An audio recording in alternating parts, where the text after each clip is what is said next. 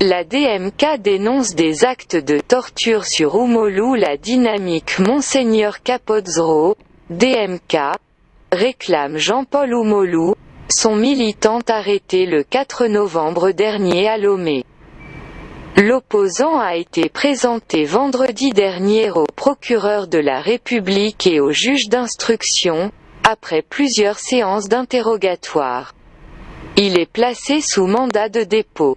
Dimanche, la DMK a dénoncé des actes de torture sur M. Oumolou qui souffrirait actuellement dans son lieu de détention. Reçu dimanche sur Pyramide FM à Lomé. Une délégation du regroupement composée de Brigitte Adjamagbo Johnson, sa coordinatrice, et de Bouraïman Aboudja, son porte-parole, ont indiqué que Jean-Paul Oumolou est victime de torture de la part des gendarmes togolais. Monsieur Oumolou souffre des coups qu'il a reçus lors de son arrestation. Il a mal à l'œil et a des courbatures actuellement. Mais il a le moral en bon combattant, a informé Brigitte Adjamagbo Johnson. Se prononçant sur les chefs d'accusation retenus contre l'ancien leader estudiantin, la coordinatrice de la DMK estime qu'on ne devrait pas reprocher à M. Oumolou ces sorties destinées à sensibiliser les Togolais sur la « crise » que traverse le pays.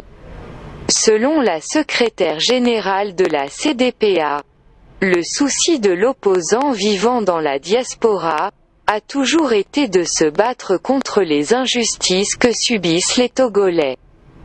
Jean-Paul Oumolou est un citoyen togolais. Tout ce qu'on peut lui reprocher, c'est de s'engager pour que le Togo soit un pays démocratique. S'il a posé les actes qu'il a posés, il faut comprendre que nous sommes en crise. On ne devrait pas chercher à l'arrêter, il faut plutôt chercher à résoudre la crise, a appuyé Madame Adjamagbo Johnson.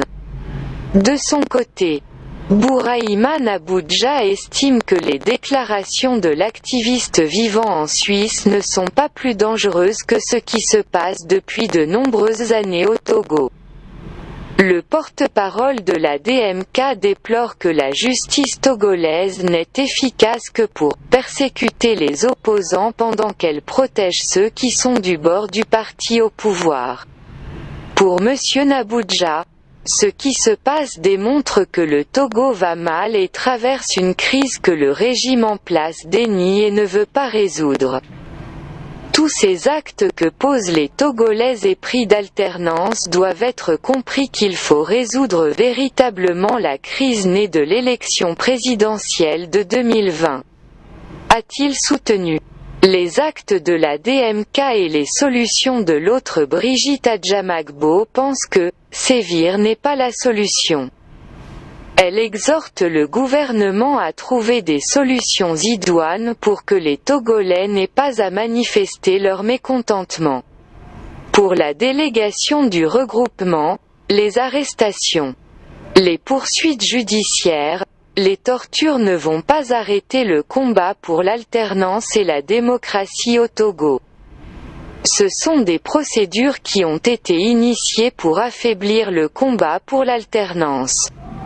Mais on n'étouffe pas un combat idéologique. Si vous supprimez ou neutralisez ceux qui sont au-devant d'un tel combat, d'autres personnes vont le reprendre, a pointé Madame Adjamagbo Johnson, déplorant par ailleurs que le pouvoir ne crée pas les conditions pour un combat politique sain dans le pays. Le regroupement soutenant Agbeyom Kodjo accuse le régime de tout faire pour étouffer les initiatives de remobilisation de la population. Brigitte Adjamagbo dénonce le fait que le pouvoir ait inquiété récemment des leaders religieux dans le but de leur interdire d'animer les séances de prière de la DMK.